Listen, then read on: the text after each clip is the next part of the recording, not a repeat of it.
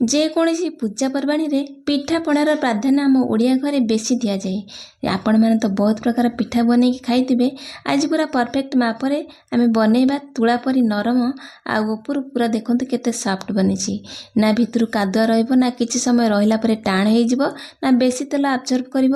ପୁରା ପରଫେକ୍ଟ ମେଜରମେଣ୍ଟରେ ପାଣିର ଭାଗ ମାପ ସହିତ ଆମେ ପୁରା ତୁଳା ପରି ନରମ ସୁଜି ମଣ୍ଡାଟା ବନେଇବା।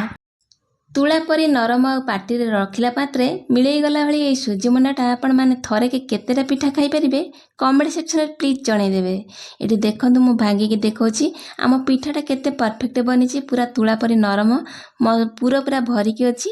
ଏମିତି ଗୋଟା ଜାଗାରେ ଆପଣମାନେ 3ରୁ 4ଟା ନିଶ୍ଚୟ ଖାଇଦେବେ। ପିଠା ତ ବହୁତ ବଢ଼ିଆ ହେଇଥିଲା। ଭିଡ଼ିଓକୁ ସମ୍ପୂର୍ଣ୍ଣ ଦେଖନ୍ତୁ।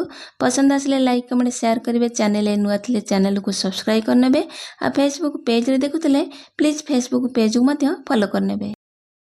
ଏଠି ସୁଜି ମଣ୍ଡା ବନାଇବା ପାଇଁ ପାଣିର ମେଜରମେଣ୍ଟକୁ ଆପଣମାନେ ଧ୍ୟାନ ରଖନ୍ତୁ। ମୁଁ ଏଠି 2 ଗିନା ଦେଇଛି ପାଣି।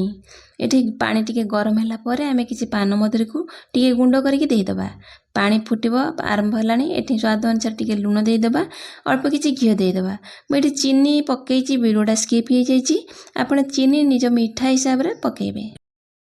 ତୁଳା ପରି ନରମ ପୁରା ସୁଜି ମଣ୍ଡାଟା ବନେଇବା ଯେମିତି ଚାଉଳ ମଣ୍ଡାଟା ପୁରା ନରମ ବନେ ସେମିତି ହିଁ ବନିବ। ସେଥିପାଇଁ ସରୁ ଦାନା ବାଲା ସୁଜି ନେବେ।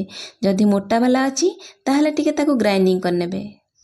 ଏଠି ସୁଜି ଦାନାକୁ ମୁଁ ନେଇଯାଉଛି। ଏଠି ପାଣି ଫୁଟିବା ଆରମ୍ଭ ହେଲାଣି। ଗୋଟେ ବଡ଼ ସାଇଡ଼ରେ ଆମେ ସୁଜି ଦାନାକୁ ଢାଳିବା, ଆଉ ଗୋଟେ ହାତରେ ଆମେ କଣ୍ଟିନ୍ୟୁଅସଲି ଗୋଳେଇବା। ନହେଲେ ଗୋଟେ ହାତରେ ନ ଢାଳିକି ଗୋଟେ ହାତରେ ନ ଗୋଳେଇଲେ ଏକା ସାଥିରେ ଢାଳିଦେଲେ ଆମର ସୁଜି ଗୁଡ଼ାକ ଲମ୍ପସ୍ ବନିଯିବ, ପୁରା ଗେଟା ହେଇଯିବ। ସୁଜି ମଣ୍ଡାଟା ପୁରା ପରଫେକ୍ଟ ବନିବନି।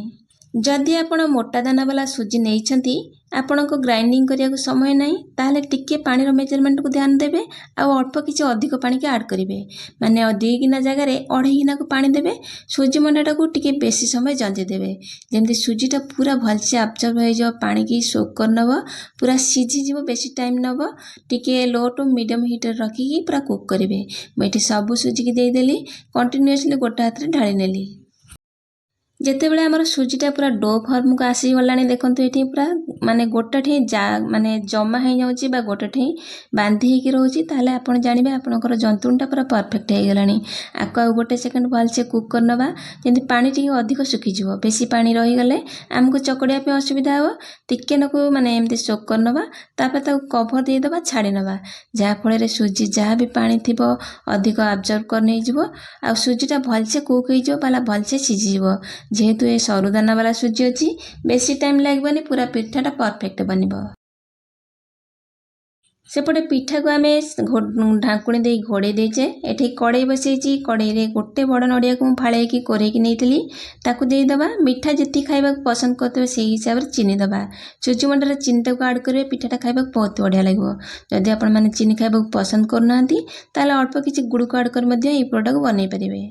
ଗୁଡ଼ରେ ପୁର ଦେଲେ ପାଣି ଫାଟେ, ଗୁଡ଼ଟା ଟିକେ ପାଣି ଫାଟିଯାଏ। ତେଣୁ ଅଧିକ ଟିକେ ଖରଡ଼ି ନେବେ। ଟିକେ ଡ୍ରାଏ ହେଇଗଲା ପରେ ଆପଣମାନେ ବନେଇ ପାରିବେ। ଏଠି ଆମେ ଚିନିକି ଦେଇଦେବା, ଆଉ ଟିକେ ଗୋଳେଇ ନେବା। ଟିକେ ପାଣି ଅଂଶ ଶୁଖିଗଲା ପରେ, ଚିନି ଟିକେ ମେଲ୍ଟ ହେଇଗଲା ପରେ, ତାପରେ ଆମେ ଗୁଜୁରାତି ଆଉ ଗୋଲମରିଚର ଗୁଣ୍ଡକୁ ଦେବା, ଆଉ ଗୋଳେଇ ମିଶାଇ ନେବା।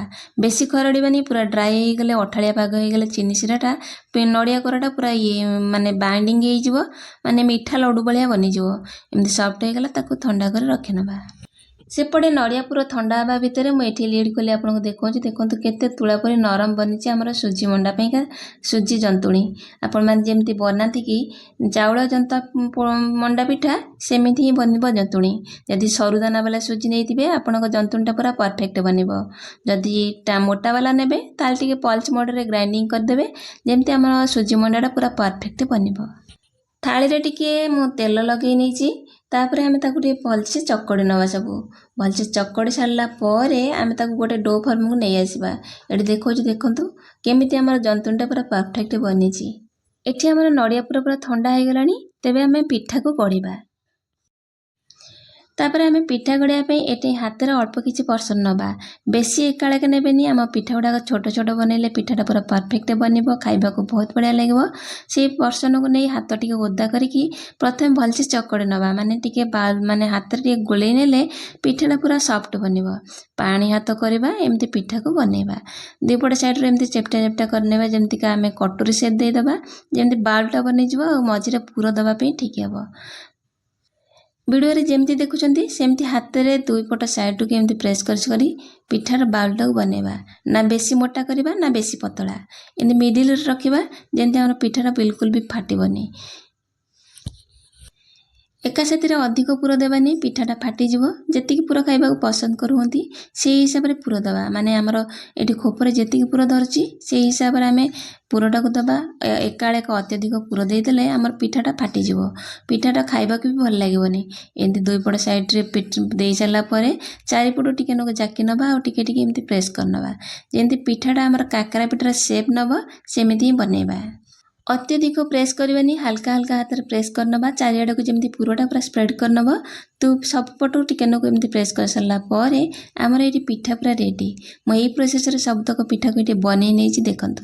ଯେତିକି ପିଠା ଛାଣିବେ ସେତିକି ପିଠା ଆଗେ ବନେଇ ନେବେ, ଏକାଳକେ ସବୁ ବନେଇକି ରଖିବେନି। ପିଠାଟା ଟିକେ ପବନ ବାଜିଗଲେ ପୁରା ଫାଟିଯିବ ବା ଫିଟିଯିବ। ଏପଟେ ମୁଁ ତେଲ ଗରମ ହେବା ପାଇଁ ଛାଡ଼ି ଦେଇଥିଲି, ତେଲ ପୁରା ଭଲସେ ଗରମ ହେଇଗଲାଣି। ଆମେ ପିଠାକୁ ଗୋଟା ଗୋଟା କରି ଦେବା। ମାନେ କଡ଼େଇରେ ଯେତିକିଟା ପିଠା ଆମର ଜାଗା ହେବ ସେତିକି ପିଠା ଦେବା। ଯଦି ଆପଣମାନଙ୍କର ଫ୍ଲାଟ୍ କଡ଼େଇ ବା ଚଉଡ଼ାବାଲା କଡ଼େଇ ଅଛି, ତେଲଟା ଯେତିକି ପିଠା ଜାଗା ହେବ ଆପଣମାନେ ସେତିକି ପିଠା ଦେଇପାରିବେ। ଯେହେତୁ ମୋର ଫ୍ଲାଟ୍ କଡ଼େଇ ନୁହଁ, ତେଣୁ ମୋତେ ଏଥିରେ 4ଟା ପିଠା ଜାଗା ହେଲା, ମୁଁ 4ଟି ପିଠା ଦେଇଛି। ଗୋଟେ ପଟ ଟିକେ ଲାଇଟ୍ ବ୍ରାଉନ୍ କଲର୍ ହେଇଗଲା ପରେ ଆମେ ଆର ପଟକୁ ସାବଧାନରେ ଲଉଟେଇବା, କାହିଁକିନା ଅଲଗା ପିଠା ସହିତ ଲାଗିଛି। ଆଉ ପିଠା ସହିତ ଲାଗିଲେ ଭାଙ୍ଗି ଯାଇପାରେ, ତେଣୁ ଟିକେ ସାବଧାନରେ ଆମେ ଗୋଟା ଗୋଟା କରି ସବୁ ପିଠାକୁ ଲଉଟେଇ ନେବା। ଏଥର ଦୀପାବଳିରେ ଆପଣଙ୍କ ଘରେ କେଉଁ ପିଠା ବନେଇବାର ପ୍ଲାନ୍ ରଖିଛନ୍ତି କମେଣ୍ଟ ସେକ୍ସନରେ ସିଓର ଜଣାଇବେ। ପୁଣି ଆସିବି ଗୋଟେ ନୂଆ ରେସିପି ସହିତ। ସେ ପର୍ଯ୍ୟନ୍ତ ରହୁଛି, ନମସ୍କାର, ବାଏ, ଜୟ ଜଗନ୍ନାଥ।